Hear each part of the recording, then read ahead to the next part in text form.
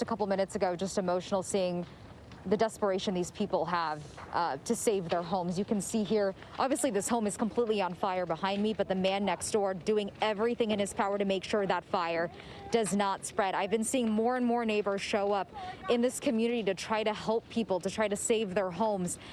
If we pan the camera around, people have come out onto the streets to try to fill buckets. We tried to help these people out by moving this trash can, which is currently melting and on fire right now. Anything that everyone can do to try to prevent anything from catching on fire so it can spread.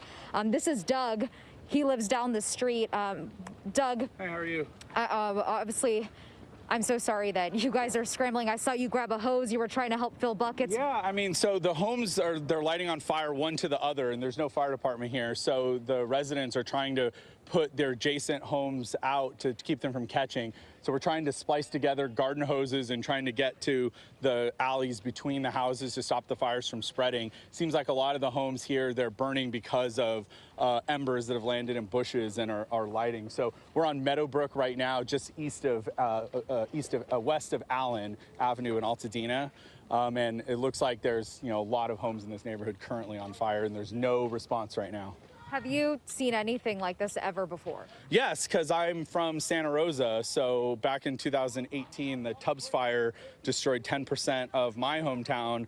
And so that was my parents evacuating. And then last night it was our turn and we evacuated to them. So typically for the last 10 years, this kind of event has been, happening in Northern California. And we've gotten really lucky with the rains the last couple of years. But this year we knew with zero rain that one big windstorm and we were toast. And last night it happened. And I saw you kind of walking around the neighborhood earlier, and then when you came here, that's where we started chatting. What have you seen around in this community so far?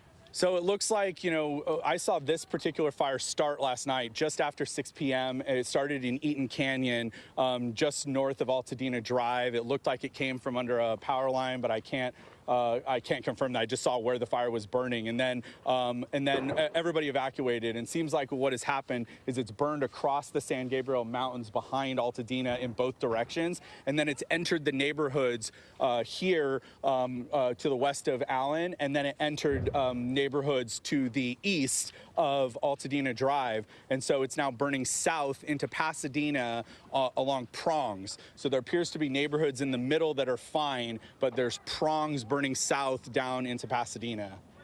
What goes through your head when you see people in your community so desperate to try to extinguish these flames and the fire? You see them running around, you're trying to help. What goes through your head? Well, I mean, it's really sad that there's just no response at the moment because the fire departments are all out. There's 1,000 homes burning right now. So right now it's, neighbors just trying to save their own house, and it's up to them. Try to save your neighbor's house. There's really not much else that you can do, and it's just property at this point. But when you see your next door neighbor's house on fire, it's really hard not to try to help out. I mean, it's really a pity if you could save a house and not have it catch the next one on fire. So yeah, we just hope that the air crews get in here and the fire department's able to spend a few resources extinguishing the spot fires in this neighborhood. Are you ready to evacuate if you need to? Do you have your car loaded? Do you have all your valuables? Yeah, so we were the first people to evacuate from this Eaton Canyon fire because the fire started just to the north of our house. So we saw the flames at 6 p.m. and we were out of the house by 7 p.m. with most of our neighborhood, which is the neighborhood just to the west of us. And so we thought it was going to jump the road and come into our neighborhood immediately last night. So we all evacuated by 7:30 last night. And then overnight, we saw everybody else from this entire area evacuating all the way down into Pasadena. So we're already out. Did you expect this fire to come so close to these homes and your community? We 100% did. After we saw the Tubbs fire, which is in Santa Rosa in 2018, that fire jumped the 7-lane 101 freeway and burned an entire neighborhood on the other side of the freeway. So we know in these windstorm events where you've got winds over 60 miles an hour that the fires just move in the trees, and the fires can move miles away from where the front is. So there's no fire front. It's just the fire jumping from one house to another driven by the wind and the embers. So yes, we unfortunately have seen this before, and we knew this was always going to be a possibility. And it's just unfortunate today is the day where it happened.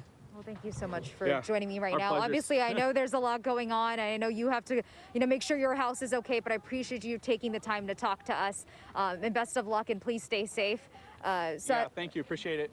So as you can see out here, I mean, just people, community members trying to get together, just trying to help as much as they can. I mean, these homes are so close to houses that are on fire, and so all it takes is an ember or a quick split second for another home to catch on fire. So absolutely devastating and heartbreaking to see.